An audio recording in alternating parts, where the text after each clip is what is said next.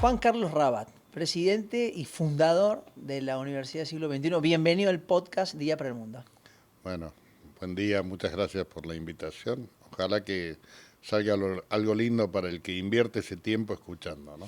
Bueno, vamos a hablar de todo, ¿no? Los Rabat, ¿de dónde son? Mi abuelo era de Siria y mi abuela del Líbano, o sea, los abuelos paternos, pero mis bisabuelos maternos eran de Italia, o sea que yo soy una mezcla de árabes con italianos. Orgullosa mezcla, me siento muy identificada con ambos orígenes, ¿no? ¿Cómo te definirías hoy sin contarme a qué te dedicas, cuál es tu rol, qué haces?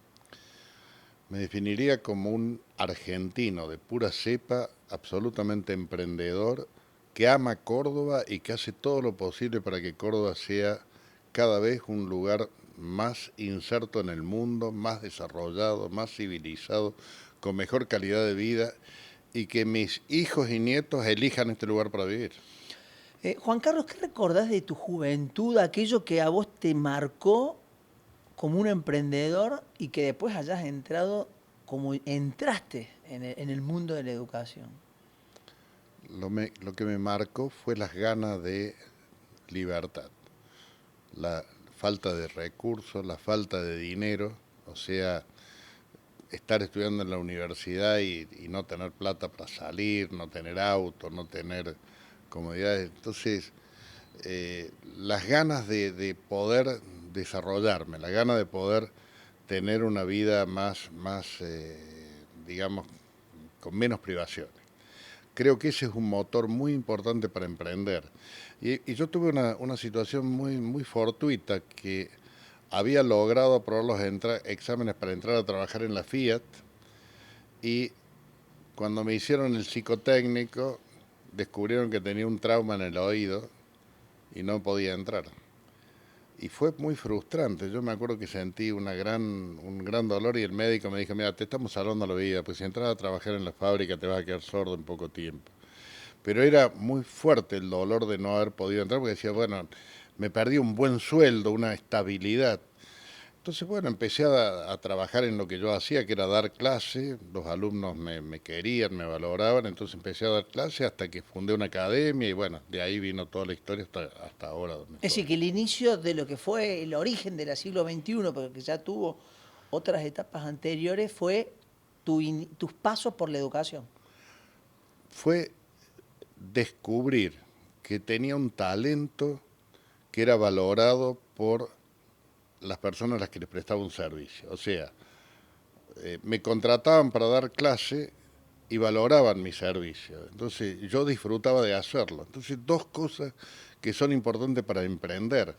Una necesidad y un talento aplicado a satisfacer esa necesidad.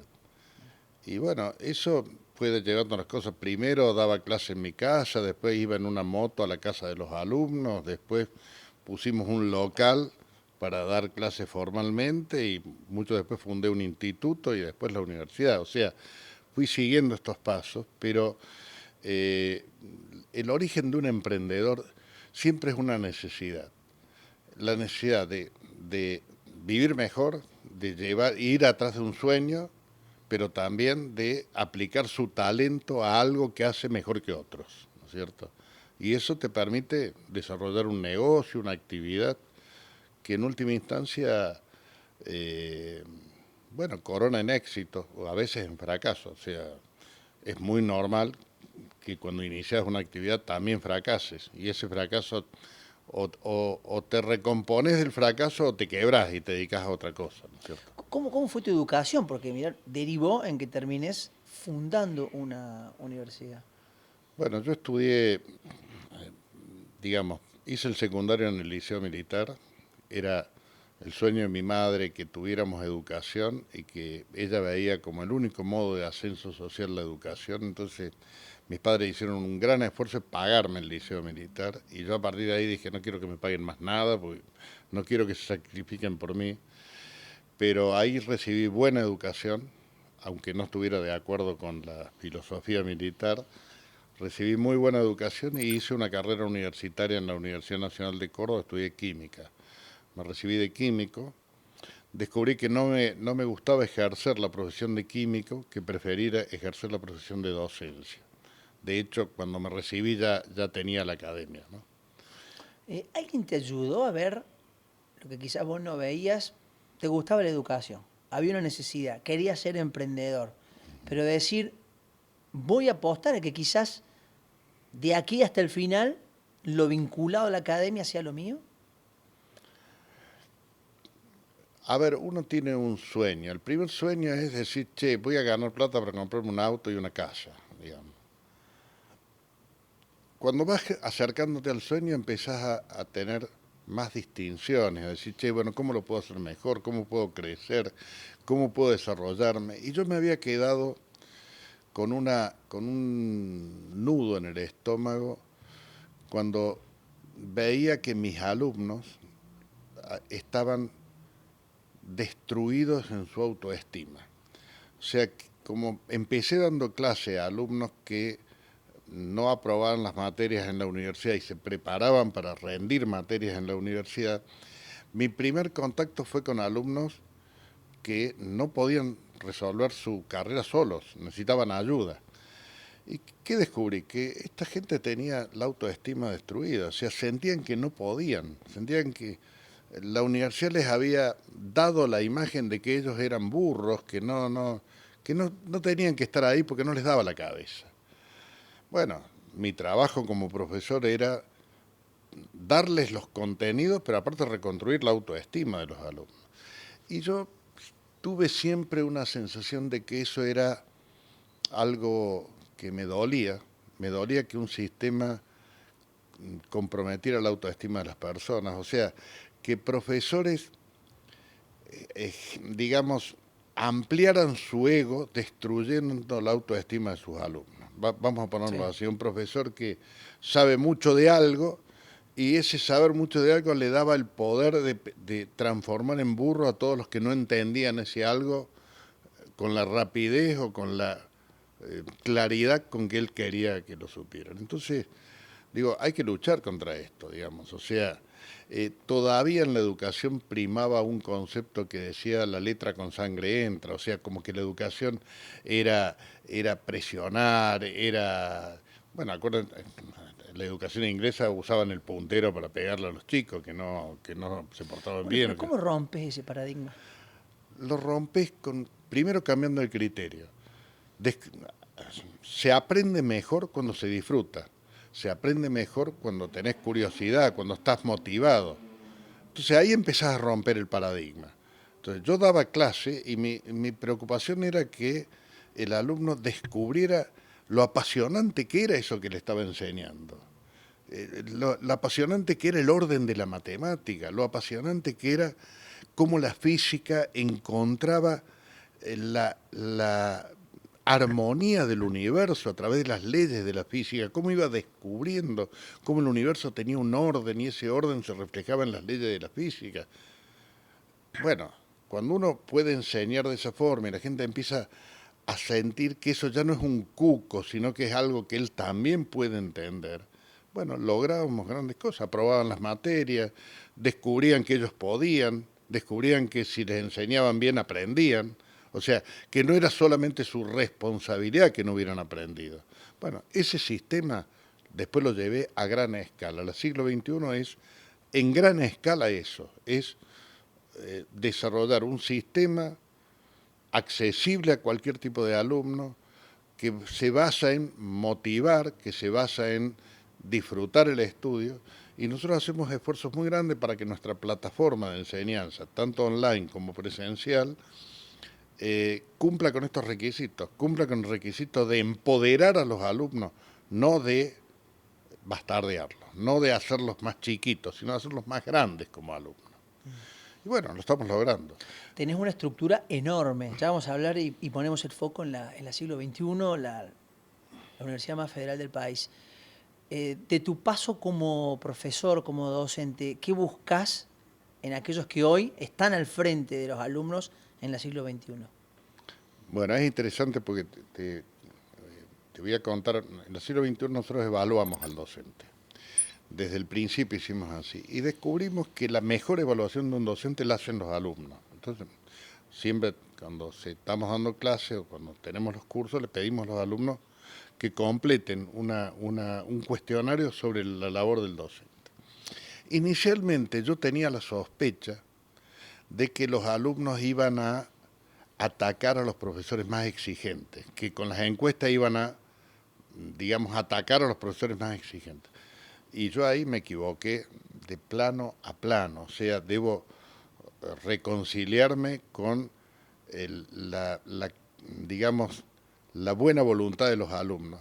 Todos los alumnos nos han demostrado a lo largo de los tiempos que valoran a un docente comprometido, a un docente exigente, a un docente que se desvive por enseñarles, aunque después boche a la mitad del curso. Y esto es, mira, más claro que el agua. ¿Qué es lo que quiere un docente? Que esté comprometido, que le guste dar clase, que le guste que los alumnos aprendan, que disfrute de la tarea de hacerlo. Y eso el alumno lo percibe de inmediato. De hecho, yo rastreando mi historia, yo estudié química porque el pelado Luna, que era mi profesor de química en el secundario, me hizo gustar la química. O sea, él tenía tanta pasión por lo que enseñaba que yo elegí estudiar eso, que me enamoró, porque él logró que a mí me motivara, me encantara eso. No sé si ¿Sí? soy claro. ¿Sí? Y esto es algo que la educación ha perdido, que nosotros estamos tratando de que se recupere a nivel global. Por eso tenemos carrera de licenciatura en educación y hacemos capacitación para profesores y para maestros, porque buscamos que este concepto de disfrutar el estudio, de empoderar a los estudiantes, de motivarlos en la curiosidad y en el aprendizaje, se expanda lo más posible. A esto lo llamamos impacto. O sea, si vos me preguntas en qué me preocupo yo hoy me preocupo que el siglo XXI cada vez tenga más impacto en la forma de educar en la Argentina. ¿Por qué comenzaste con una universidad empresarial? Bueno, esto también es muy interesante la pregunta, porque yo me hice empresario, o sea, fundé una academia, entonces tuve que renegar para conseguir recursos para montar mi empresa, tuve que pedir préstamos, pedir ayuda. O sea, me hice empresario con bootstrapping, como se llama, o sea, caminando para recoger, digamos, aportes que me permitieran trabajar. De hecho, me acuerdo que la primera academia la montamos con mesas de un ex bar que había cerrado, con pizarrones que fabricamos comprando placas de fórmica y le pusimos un marco y lo transformamos en pizarrones. O sea, me hice, digamos, de la nada. Entonces, empecé a tener un enorme respeto por el emprendedor, por el empresario. Empecé a tomar conciencia del riesgo, empecé a tomar conciencia del enorme sacrificio que hace un emprendedor. Y de repente yo venía de una militancia política, yo había sido presidente del centro de estudiantes de mi facultad, había participado en todos los movimientos de los 70 y es más, tuve un año preso, ¿no es cierto?, por la dictadura militar. Y conviví con los guerrilleros, conviví con los izquierdistas. ¿Y qué descubrí? Descubrí que el izquierdismo, el progresismo, siempre habla de distribuir la riqueza. Jamás, y te digo que he estado preso al borde de la muerte más de una vez, jamás escuché a alguien preocuparse de cómo generar riqueza. Siempre te hablan de apropiarse de la riqueza que otros generan para distribuirla. O sea, son piratas. Básicamente el progresismo tiene una cultura, una imagen pirata, es decir, me apropio de lo que otro genera y hago política demagógica distribuyendo lo que no es mío. Robo y reparto, un poco como Robin Hood, pero menos romántico. Entonces, como yo me formo como empresario, cuando salgo de la cárcel, digo, mira, la única verdad es que sin generación de riqueza no hay forma de mejorar la calidad de vida de un país. Y yo me dedico a partir de ahí a generar riqueza, o sea, a crear empleo, a desarrollar una empresa. Entonces, cuando viene el momento de la fundación de la universidad, yo planteo qué necesidad vamos a cubrir con la universidad.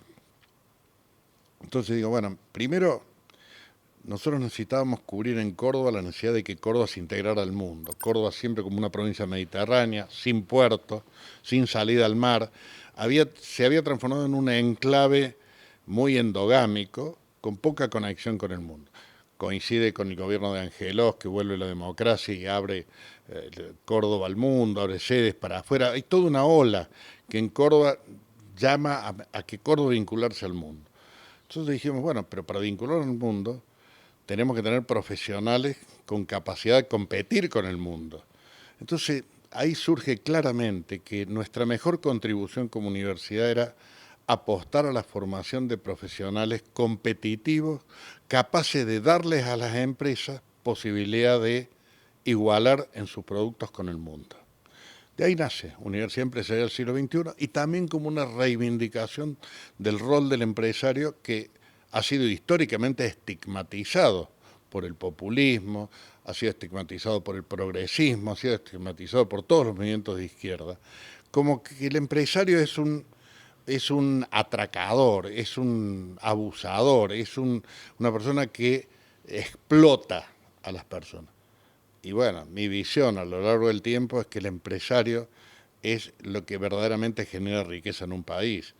Y lo hace ordenando los factores de la producción, tomando riesgos, invirtiendo, encontrando innovaciones que te permitan producir un producto mejor, que te permitan competir con otros. Entonces, ese empresario es el modelo ideal que yo tengo de empresario, necesita ser rescatado por la sociedad, porque si queremos que haya más gente que cree empleo, haya más gente que genere riqueza, tiene que ser un rol valorado. Te consta, recién un exalumno nuestro, egresado, que se formó en el siglo XXI, decide, después de muchos años de trabajar en empresas, decide hacerse emprendedor. Bueno, esa persona hoy creó empleo, hoy tiene 15, 20, 100 personas a su cargo que encontraron un lugar donde desarrollarse porque este tipo se le ocurrió invertir, arriesgar, innovar y crear una empresa. ¿Y cuál fue tu inquietud para decir, tengo que ir más allá de lo presencial y voy a la educación a distancia? Bueno, es importante esto, pero se llama escala e inclusión. En educación vos tenés un límite. El aula es física, Sí. vos no le podés dar clase a más de 40, 50, 80 personas, 100 juntas, ¿no es cierto? Entonces, el aula te impone una restricción física al conocimiento. Entonces, un profesor, un aula, un profesor, 100 personas, ponerle un aula grande. Y cuando vos pensás en la tecnología ha venido a resolver una situación que hasta que no tuvimos la tecnología no se podía resolver. O sea, si Einstein viviera hoy, le podría enseñar la teoría de la relatividad a millones de personas simultáneamente. Usaría medios digitales para llegar y podría expandir el conocimiento mucho más que cuando él vivió. ¿Qué quiero decir con esto? La tecnología nos permite llevar educación de calidad a lugares donde no había ninguna posibilidad de educar. O sea, para montar una universidad hacía falta que esa universidad estuviera en el lugar donde hubiera docentes disponibles a dar clases. Entonces, vos en un pueblo de 20.000 habitantes, jamás ibas a tener docentes necesarios para dar clase en ese lugar. Ahora, nosotros hoy damos clase en 320 lugares del país que tienen menos de 20.000 o 50.000 habitantes. ¿Por qué lo damos? Porque los profesores están todos acá en Córdoba, son de alto nivel, pero su conocimiento es transportado digitalmente y la interacción con los alumnos también se hace digitalmente a través de plataformas. Entonces, ¿qué se logra? Escala e inclusión. Inclusión porque, por ejemplo, hoy en día a través de nuestro sistema hay miles de personas que están pudiendo estudiar que antes estaban excluidos del sistema. Que no hubieran podido trasladarse a vivir a una ciudad, alquilar un departamento, quedarse a vivir allí, concursar todos los días o ir a las clases todos los días. Así es. ¿Sabes quiénes son nuestros más firmes fans? Los intendentes del interior del país. Pues se quedaron los chicos Nosotros ahí. estamos logrando que no se les vaya la juventud. Estamos logrando que los pueblos progresen. Porque esa juventud no solamente se queda, sino que formada genera riqueza en la comunidad. Juan Carlos, ¿y cómo se decide a la hora de hacer una inversión? Bueno, vamos a poner ahí una unidad, ¿cómo le llaman ustedes a las Tenemos sedes o sedes? CAUs. Sedes, ahí está. Bueno, en este lugar, ¿cómo lo deciden ustedes? ¿Qué trabajo, qué estudio haces? Hay CAUs, nosotros estamos con la decisión de ponerlo en todo lugar donde haya una población suficiente como para formarse. O sea, en lugares donde es muy chico, el CAUS, por ejemplo, lo puede tomar una cooperadora o un grupo que no es rentable porque no hay suficiente cantidad de alumnos. Si hay gente dispuesta a atenderlo, lo ponemos igual, digamos, porque ayudamos a que se instale. Por ejemplo, en General Dehesa, donde está Aceitera General Dehesa, no había escala para tener un CAU, pero ellos se organizaron una fundación, entonces hay un CAU del siglo XXI explotado por una fundación que no gana dinero, pero lleva progreso al pueblo. No sé si Totalmente. está claro. Está sobre la 158, en pleno centro. Ok, entonces ese es un modelo. Ahora, viene el intendente de Villa María y me dice, che, nosotros queremos ser una ciudad estudiantil, queremos que Villa María progrese y aparte yo quiero irrumpir con innovación en mi comunidad y quiero que el siglo XXI esté ahí. Porque el siglo XXI va a ser como un motorizador del desarrollo que tengo, la idea que va a ayudar a mi comunidad. Acordémonos que el intendente Villa María fue secretario de Industria, es un político que tiene muy claro el tema del desarrollo, y me dice, ¿qué tengo que hacer para que ustedes se instalen acá? Bueno, primero que nos ponen un compromiso, ¿no es cierto? Porque la tenemos 140 kilómetros, estamos en Córdoba. Pero dice, bueno, mira, yo les dono la tierra para que se instalen. Bueno, ahí está. Nos donaron la tierra, estamos haciendo un campus en Villa María. ¿Por qué lo planificamos? Mira, no estaba planificado, pero surge ante una necesidad, dos personas hablan y llegamos a un acuerdo para hacer posible un sueño, el sueño de la Intendencia y el nuestro de apoyar en lo que podemos. Hace muy poco cumplieron 30 años. Sí. Si volvemos al Juan Carlos Rabat docente, ¿se imaginó en aquel momento que iba a lograr lo que logró? Porque hasta hoy es una universidad modelo a nivel regional. No, no. O sea, yo siempre tuve sueños grandes, pero los sueños siempre aparecen como utopía.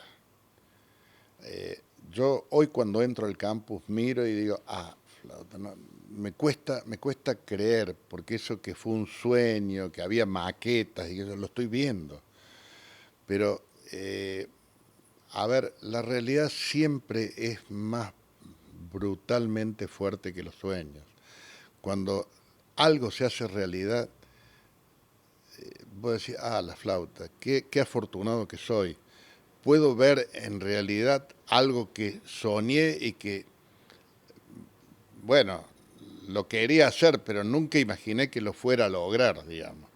O sea, siempre, porque la utopía es como el horizonte, mientras más caminas, más se te corre el horizonte. Entonces, yo siempre tengo sueños más grandes, pero la ¿Y vida... cuál tenés ahora? Porque llegaste a lograr, primero, los 30 años. Segundo, estar Bueno, mi sueño ahora es siendo que... referencia.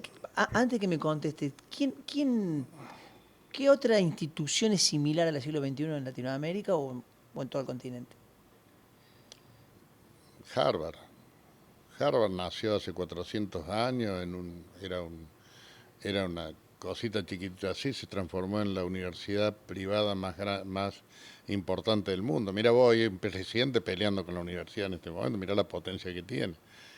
O sea, a mí ese tipo de historias, no te digo Oxford, no te digo Cambridge, que son anteriores, no te digo la Sorbona, no te digo universidades de la Europa medieval, te hablo de Estados Unidos, que era una colonia que era como nosotros, ¿no es cierto?, que tenía un gobierno puesto por los ingleses, nosotros tenemos un gobierno puesto por los españoles, y bueno, ahí nace en Estados Unidos una universidad privada que se desarrolla, que se desarrolla un modelo de gobernanza y que 400 años después se transforma en la universidad más influyente del mundo. Entonces, yo digo, esas son las cosas que me inspiran, se puede hacer. O un Elon Musk que sale compitiendo con autos, cuando vos decís, che, ¿qué vas a inventar de autos? Ya están Ford, Mercedes-Benz, están Toyota, ¿qué va? Y de repente Tesla se transforma en la fábrica más valiosa de autos del mundo y decimos, pero ¿cómo se puede hacer en una generación? ¿Un tipo puede dar vueltas?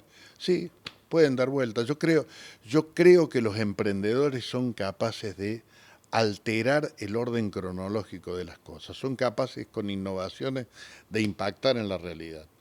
Y me ibas Entonces, a decir, ¿qué mirás hacia futuro? ¿Tenés algún sueño? ¿Qué estás pero voy, mirando? yo estoy muy lejos de ser un emprendedor como eso, estoy muy lejos, o sea, pero sí tengo el espíritu emprendedor. Y yo creo que nosotros cambiamos la educación en Argentina, o sea, eh, hicimos que la tecnología fuera algo no tabú y que fuera usada para incluir a personas que no accedían a la educación. Bueno, mi sueño hoy, que seguramente no alcanzaré a ver, es cambiar la salud en Argentina. O sea, yo creo que la salud en Argentina se ha deteriorado por muchos motivos, pero algunos de los motivos son considerar a la medicina como una cosa que trata órganos, trata el corazón, trata el estómago, trata el pulmón, y en realidad el ser humano es una integralidad. Entonces, cuando vos tenés que tratarte, el médico puede resolver todos tus problemas o necesitas un médico, un psicólogo, un osteópata, un fisioterapeuta, un nutricionista. O sea, de repente encontrás que para tratarte integralmente necesitas un montón de cosas. Ahora, no estamos acostumbrados a que la medicina nos aborde integralmente, nos aborde sistémicamente o holísticamente, como se decía antes, ¿no es cierto?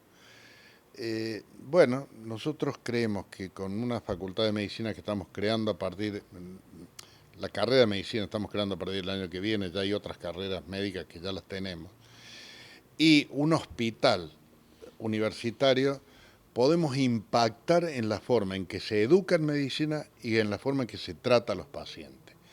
Claro, esto yo a la edad que tengo es difícil que lo vea, ¿no es cierto? Pero sí lo vamos a intentar, o sea, y alguien tomará la posta para llevarlo adelante. Pero creo que es un sueño que vale la pena. ¿Por qué? Porque la calidad de la vida de la gente está vinculada a cómo trata su salud. Y cuando la gente no es tratada bien y a tiempo, se muere. Entonces no es joda, la salud es algo esencial a la calidad de vida de la gente. Bueno, también la carrera de inteligencia artificial, la de emprendedurismo, bueno, ¿por qué esas dos verticales? Bueno, Una, ya está, la has respondido, porque has sido un emprendedor de... soy un emprendedor, sí, sí, Sos. sigo siendo un emprendedor, sí, pienso como emprendedor. Tengo admiración por los grandes emprendedores que tiene la humanidad. Ahora, que sea un Franklin, o un Tesla, o un Elon Musk, cambian la vida. Y lo cambian por el impacto que producen sus innovaciones.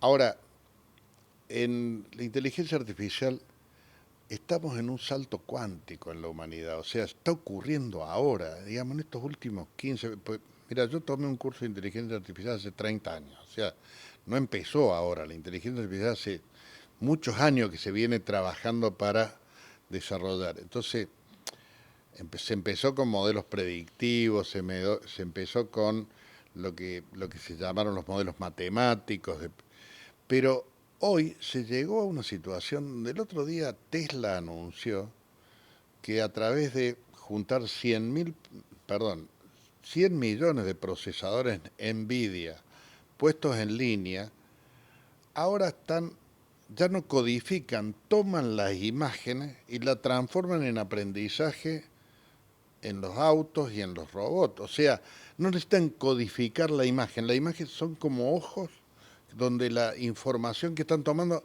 queda automáticamente incorporada a la máquina que está haciendo. O sea, le están poniendo ojos a los autos, ojos a las computadoras. Claro, pero vos decís, pero ya tenían cámaras. No, pero las cámaras tomaban datos, pasaban a un procesador y a partir del procesador volvía con una maniobra del volante que hacía que se manejara solo. No, no, no. Ahora directamente ven como nosotros los autos. Entonces, de repente, la codificación de la información es mucho más elevada, mucho más anticipatoria. Eso es como mágico, es como ciencia ficción. Todo esto está ocurriendo. Entonces, no se puede subestimar a la inteligencia artificial. O sea, la inteligencia artificial va a cambiar todo, va a cambiar nuestra forma de vida, va a cambiar la educación, va a cambiar la salud. Por ejemplo, yo estoy absolutamente convencido que un diagnóstico con inteligencia artificial va a ser tanto más preciso que cualquier diagnóstico médico, porque va a tener mucho más datos y mucho más integralidad de factores para analizar que lo que un médico puede hacer. Entonces, concretamente, qué maravilloso es estar viviendo en este momento. Todo esto está ocurriendo. Entonces, bueno, nosotros tenemos la función de, digamos, de instrumentar y formar gente en estas competencias. Pero sin duda, inteligencia artificial nos prefigura un mundo muy distinto al que hoy conocemos. ¿Y qué tipo de educación vamos a tener? ¿Más personalizada? Más personalizada sin duda, pero vamos a tener una educación que va a potenciar los talentos y los gustos de las personas.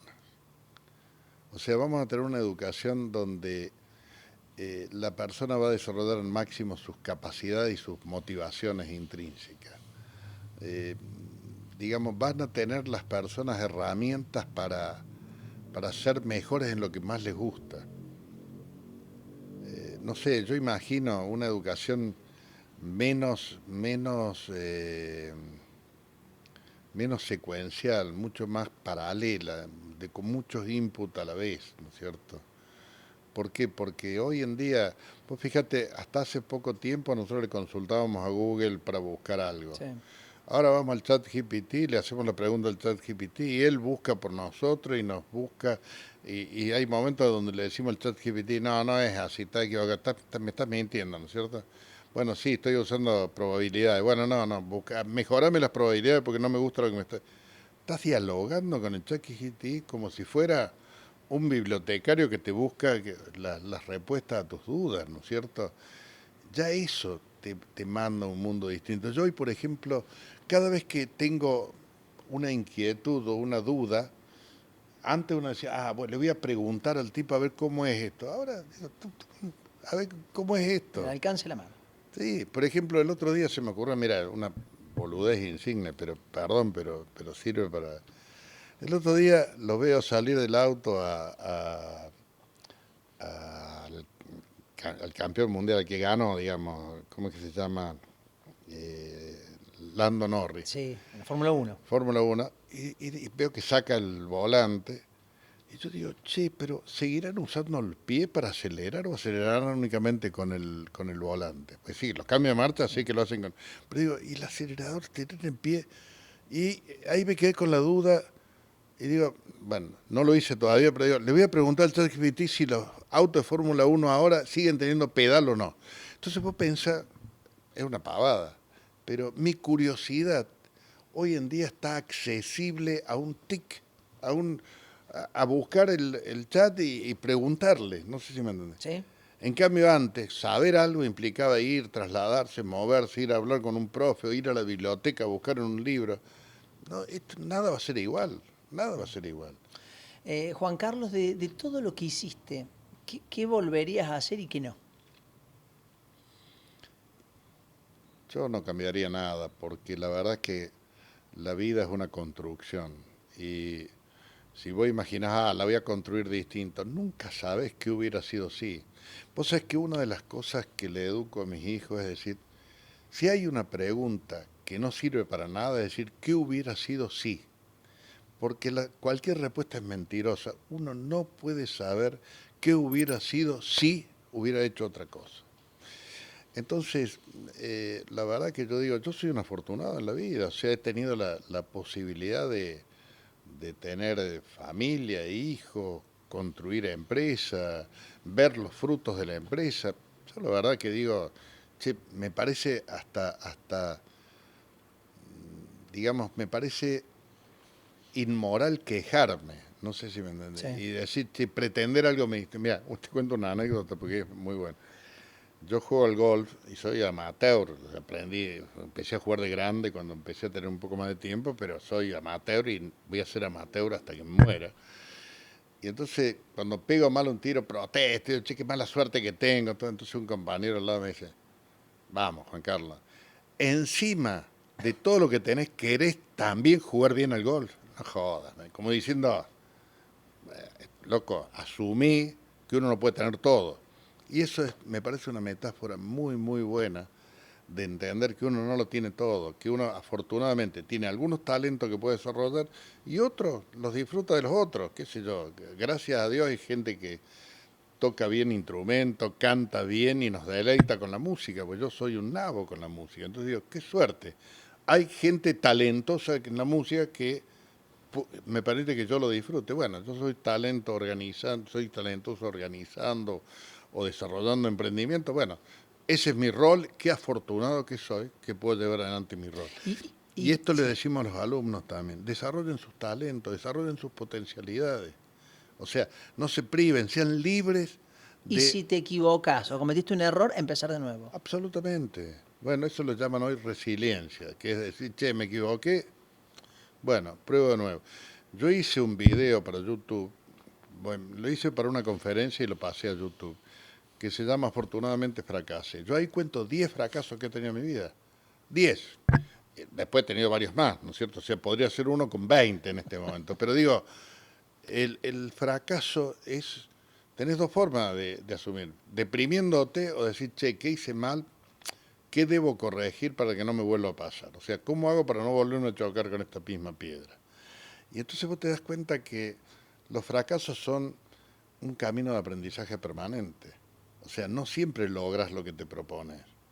Y el aprender a resignarse, aprendiendo, no es resignarse, no es decir no sé, no puedo, es decir, che, en esta me fue mal, pero ahora me va a ir bien porque ya aprendí. No sé si... Mm. Y ese es un camino que te lleva a una vida con plenitud. Sirve para todo esto, sirve para las emociones, sirve para las relaciones humanas, sirve para los amigos, sirve para las parejas, o sea, entender que siempre que interactúas podés acertar, equivocarte, pero de esa interacción siempre hay un aprendizaje. Y si lo vas tomando, tu vida cada vez es más, digamos, más armónica. Los periodistas buscamos un título. ¿Qué título le pones vos, Juan Carlos Rabat, a esta etapa de tu vida? Plenitud.